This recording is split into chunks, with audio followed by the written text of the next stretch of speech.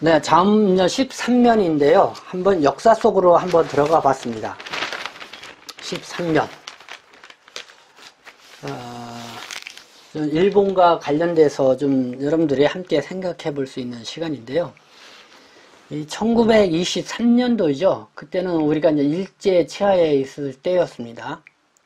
그때 일본에 이제는 관동 대지진이 일어났습니다.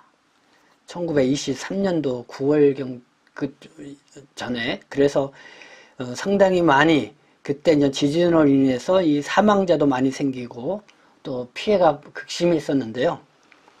그때 이 조선인들이 이 관동 지역에 살고 있는 조선인들이 뭐 적게는 6,000명, 많게는 1만 명 정도가 대학살을 당하는 그런 놀라운 사건이 일어났습니다.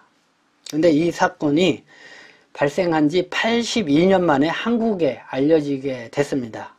그거는 이 제1동포 사학자인 강덕상 교수, 이 일본 시가현입대 이 명예교수로 계신 분이 이 책을 냈죠.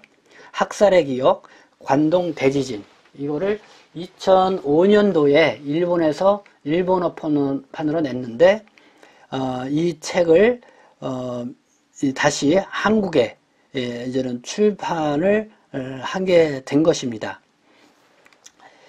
그래서 이제는 한국 사회에서 이 책이 알려지게 되면서 1923년도 일본 이 관동 대지진이 발생했을 때 이 조선인이 대학살됐다 이런 사건을 한국 사회도 알게 됐는데요. 그러나 아직도 이 사건이 모르는 한국 사람들이 많이 있습니다.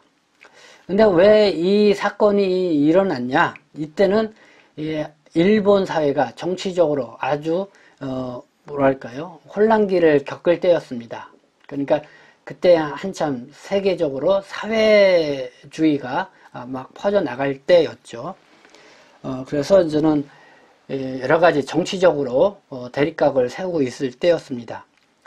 그러다 보다가 그 관동 대지진으로 상당히 어려움을 겪게 되다 보니까 뭔가 이 계엄령을 선포를 해서 그 어려움 난국을 좀 수습을 하고 이렇게 나가야 되는데 이제는 명분이 있어야 되잖아요. 그때 이제는 이 관동 대지진으로 이 혼란한 그런 틈을 이용해서 조선인들이 대거 폭동을 일으키려고 한다 하는 이런 가짜 뉴스를 이제는 만들어서 그거를 퍼뜨리고 그거를 이제는 빌미로 해서 이제는 일본 정부가 계엄령을 선포를 하게 된 겁니다.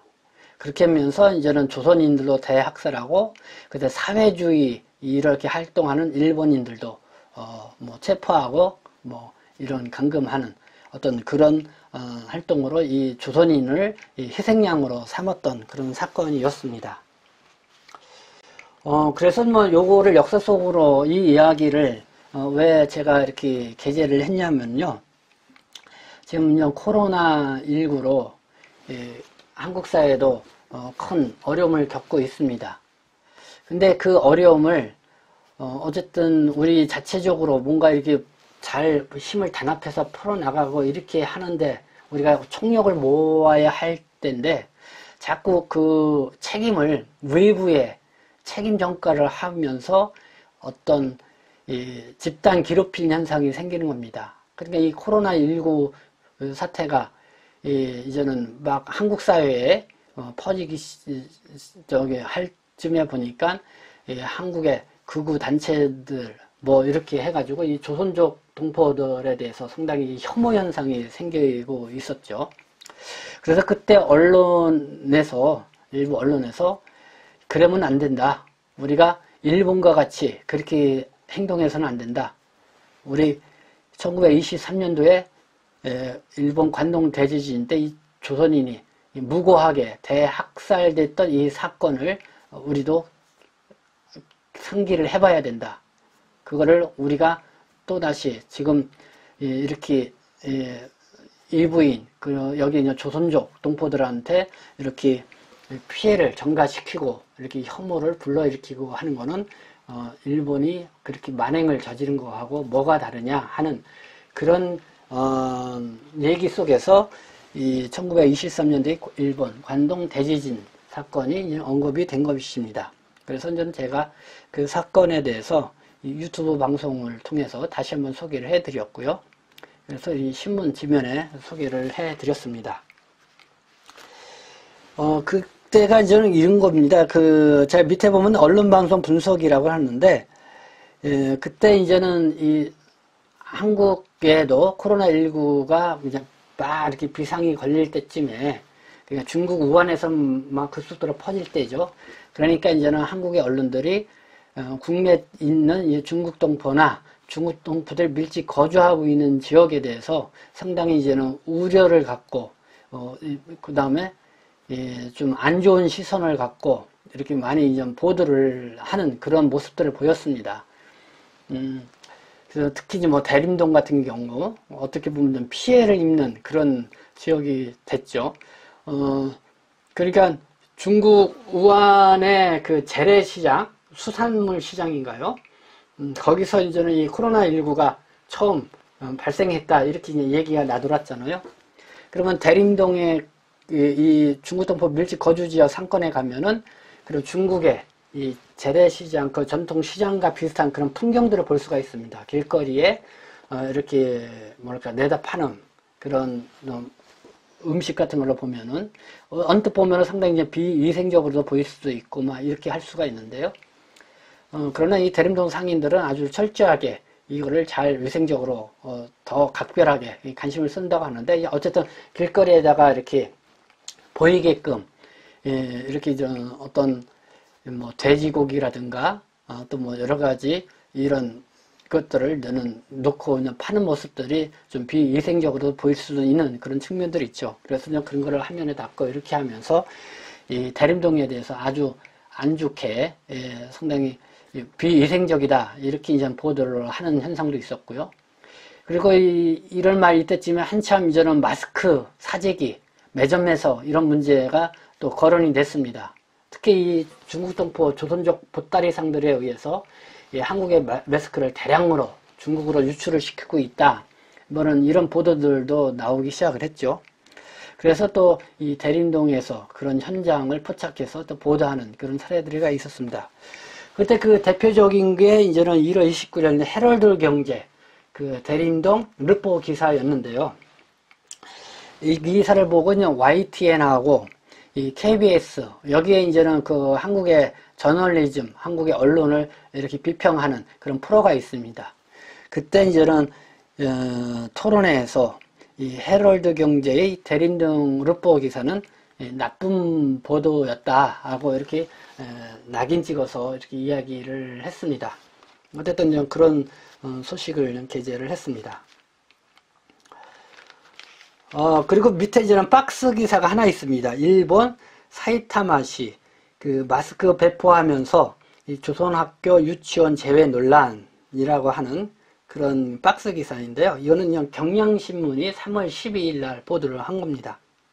이때 한국의 공정 마스크 오부제 제도를 시행을 한참 하면서 국민건강보험에 가입되어 있지 않은 외국인은 공정 마스크를 팔지 않는다고 이렇게 말씀을 드렸었잖아요. 근데 마침 전 일본에서도 3월 9일 날 이 마스크를 이 초등학교라든가 유치원 이런 쪽을 이렇게 무료 배급을 해주기 시작을 했습니다. 무료 이렇게 배포를 해주기 시작을 했는데, 이 사이타마시라는 이 지방정부가 특별히 이 조선 초중학교 그 병설 그러니까 유치부는 제외를 시킨 것입니다. 그러니까 이 조선 초중급 학교 유치부, 일본에는 이 제일동포 사회가 있습니다. 이 제일동포 사회가 한국 국적을 갖고 있는 제일동포가 있습니다. 주로 그 사람들은 우리가 이제 민단이라고 부르고 있고요. 그리고 또 이제 일본 국적으로 전환한, 기화한 또 제일동포들이 있습니다. 그리고 또 북한 국적을 유지하면서 있는 또 제일동포들도 있습니다. 그래서 그런 분들을 우리가 보통 이제 뭐 조총련계라고 이렇게 얘기를 하고 있고요. 그리고 또 이제는 한국 국적이나 북한 국적을 갖고 있지 않은 조선인 학교가 있습니다. 조선인 학교. 그래서 여기에 사이타마 이 조선 초중급 학교 부설 유치부는 이렇게 이제는 한국 국적도 아니고 북한 국적도 아닌 이 조선적으로 살고 있는 조선인 아이들이라고 생각이 드는데요. 여기에는 이제는 다른 데는 다 주는데 여기에는 이제 마스크를 무료로 배급을 해주지 않았다는 것입니다. 왜 해주지 않았냐? 일본 국적자가 아니라는 거죠. 외국인이라는 것이고, 뭐 이 아이들은 일본에서 태어난 거죠. 일본에서 태어난 건데, 어쨌든 일본 사회에서는 아직까지는 일본인으로 보지 않는다는 거죠. 그래서 제외됐다는 건데, 그래도 이게 너무한 게 아니냐. 그래서 이제 일본 기자들이 취재를 했는데요. 거기서 이 사이타마시 직원이 이렇게 얘기를 했습니다. 이 조선 학교 유치부 측에 설명하는 과정에서 이 마스크를 주면은 다른 곳에 팔지 모른다. 그러니까 이 아이들이 마스크를 자기가 사용하는 게 아니라 다른 데는 팔지도 모른다고 이렇게 해명을 한 겁니다. 그래서 안 줬다. 그러니까 과연 그렇게 얘기한 게 적절했냐? 부적절했다라는 이런 더 강한 여론이 형성이 되었습니다. 그래서 아이들에게, 특히 아이들인데 아이들에게도 평등하게 마스크를 배부해 주는 게 맞지 않냐, 이런 여론이 우세하게 일어나서 아마 지금은 뭐 아이들에게 다 이렇게 배부를 해 주는 걸 알고 있는데요. 일단 일본 사회에서도 이 마스크를 놓고 이런 현상이 있었다는 거 여러분들에게 이렇게 전해드렸습니다. 네, 13면은 이렇게 일본과 관련돼서 역사 속으로 들어가서 또 이렇게 지금 현재 일어나고 있는 현상에 대해서 게재를 했습니다.